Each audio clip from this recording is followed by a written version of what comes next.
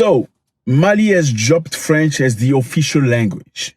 Yes. Congratulations. Standing ovation to Mali. Yeah, absolutely.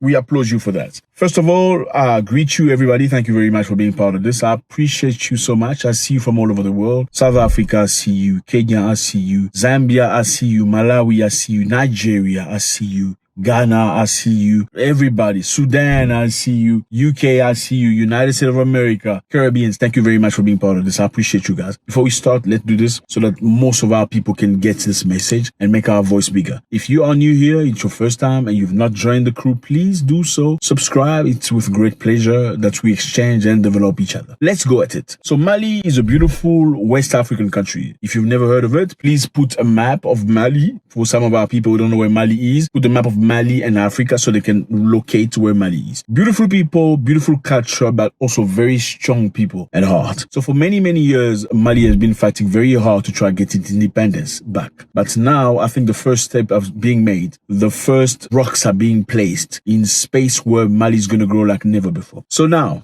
for most of us who don't know, Mali was colonized by the French. They came in Africa, they took over many countries in Africa. Senegal, Cote d'Ivoire, Togo, Benin, and many other countries. Mali was part of those countries. And Mali, with the colonization, inherited the language of French people. That's what they do. They come to your country, they beat the living crap out of you, then they leave you a language. They take all your names first, okay? They take your names away. Your name was perhaps Lukunda. All of a sudden, your name is Jean-Pierre. Jean-Pierre Carter. Yeah, the Africans' name. Look, my name is Zack. Shouldn't be Zack. Yeah, it should be something else. The reason why my name is still Zack right now, it's not colonization. It's just because I have created a brand with the name Zack. I'm a professional boxer. I have boxed for many years. The world has known me through the name of Zack Mwekassa. So changing my name now, for that space is maybe not very productive. However, in the future, it will be done in a different perspective. But many African nations, many African countries, many African people have lost the name. The names are John, Michael. Yes, it shouldn't be that way.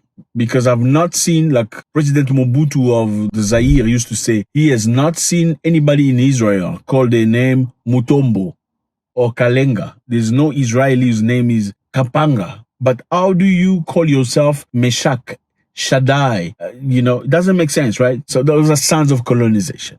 As simple as that. Mali was put in a space where they lost names. They also lost the languages. Props to the countries of Africa where people have kept their traditional name. We salute you. You've done a tremendous job. South Africa is one of them. Most South Africans' name are very Africans. Yes. Congratulations to them. But that also props to perhaps the fact that the country was really liberated in 1994. So that's very recent. There is still the impact of apartheid and people hate it. They're very proud of being who they are. As opposed to many African countries where 1960 was when people were liberated. Therefore, they've had the longest time to sort of forget the oppression and adopt the Western languages, adopt the Western names. Anyway, so Mali has dropped French. French is official language in Ivory Coast, official language in Cote d'Ivoire, in Cameroon, in many other countries. Senegal, Guinea, Gabon, and all that. Same as English being official language in Kenya, in Nigeria, in Namibia, and many other countries. But Malians have said, enough is enough. We don't want this anymore. We don't want French as an official language anymore. So what has happened between Mali and France in the recent years is a lot of misunderstanding. Basically, Malians wanting to claim back the country. After the death of Gaddafi, a lot of terrorists came down to Mali. Yes, they came from Libya down to Mali, creating mayhem all over the place. And after that, France propose, say, okay, we can help you fight your terrorists in the country if you would allow us. They came into the country, but unfortunately, those things didn't end. They came to provide support, apparently, but it didn't end. So at the end, Malians were not happy. They say, you know what, you guys are not doing anything. You're just wasting resources for no good reason. So maybe we can handle this ourselves. How about we do this ourselves and see if this is going to continue or not? That is when the current government of Mali came into space. They came into work, into office by a coup d'etat, basically toppling the previous president because he was, according to them, cooperating with colonialists. Maliennes et Maliens, face à la difficulté de garantir à ce jour le respect de la Constitution, l'intégrité du territoire, l'indépendance de l'unité nationale, de la paix et de la cohésion sociale, M. Ibrahim Boubacar Keïta et son régime, après dissolution de l'Assemblée nationale, ce jour 18 août 2020 a rendu sa démission. After this government took power, they asked French military to leave the country because they were not doing anything. They were not doing their job. At least they were not doing their job. Terrorism was continuing. So they said, why are you here again? Please leave. They left. And since that, Mali and France have been in many altercations, many situations. Mali has accused France of funding terrorist groups to come and attack the country. Yes. C'est un peu insultant pour la mémoire de nos 59 camarades qui sont tombés en se battant pour le Mali et également pour la mémoire de tous les Maliens qui se sont battus à nos côtés, mais aussi des personnels de la MINUSMA, des forces africaines de la MINUSMA qui sont tombés en luttant contre le terrorisme. They even provided proof for that, evidence for that. They asked the United Nations to sit down so they could provide evidence. The United Nations refused to have a session where Mali could provide evidence of the French people providing weapons and drone intelligence to the terrorists. Props to Mali, now they have decided to cut out the French language from their official whatever. But however, they say French will remain as a working language. So not an official language, a working language. And I can understand that. Why? Because for many years they've used French into documents. It's going to take some time to transpose those documents from French to a different language, whichever language you're going to choose. So they say Mali has about 70 other languages spoken in the country. This is crazy. More than 70 languages, you choose French. That's how oppressed we are, all of us. I'm telling you. And unfortunately, you will see in this culture, especially the French culture in Africa, people are correcting each other on who speaks French the best. Yes, yeah. If you speak a very, French with a Paris accent, you are considered immediately as a very intelligent person. And that shows you the level of self-hate that this has birthed into the hearts of many Africans. So France withdrew its last troop from Mali in August, ending its 9-year military operation in the country. Late last year, the military government of Mali ordered all NGOs, include aid group funded by France, to cease operation in the country. They ordered them to cease operation in the country. Why? Because France refused to fund Mali, but France was funding NGOs in Mali. So they said, no, if you don't fund us because you don't like us, why are you funding NGOs in our country? Somebody has an issue with you. A neighbor has an issue with you. Okay, he's not going to provide you any service or nothing. But in the meantime, he's giving intelligence or something to your child. Would you accept that? No, you would not accept that. And that's the reason why Malians say, you know what? We don't want no NGOs being funded by France here anymore. Now, I don't know. What do you think about this? This is very interesting. I think it's about time Africans really claim their origin and their nature. I think it's very necessary. We have languages in Africa. Why can't we use African languages? One of the reasons why, today you can listen to me is because of English. I can understand that. But we cannot perpetuate this.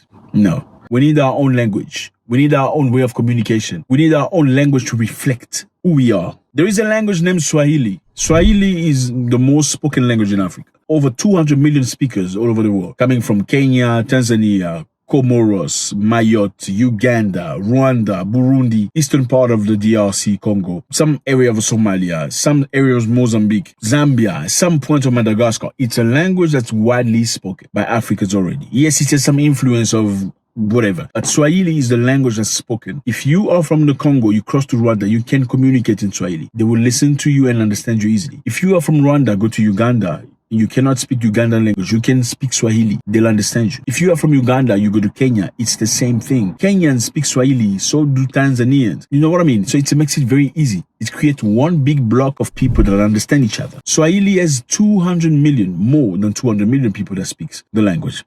I feel, same as many other people, that Swahili should become the language of Africa. Africans should come together. They should impose the Swahili language in every single country in Africa. Some countries in Africa, many countries actually at this point, who are not naturally Swahili speakers, have voted laws into constitution to get Swahili as an optional language for the country. But I personally feel like this needs to be emphasized and pressed very hard for Swahili language, like we forced English, like we are forced French as Africans. The same way we are not born speaking English or French, the same way we are not necessarily born speaking Swahili. We can learn the same way we learn French and English. We can learn the same way Swahili as a language, allowing us to discuss, communicate, understand, tolerate, accept our brothers, Africans.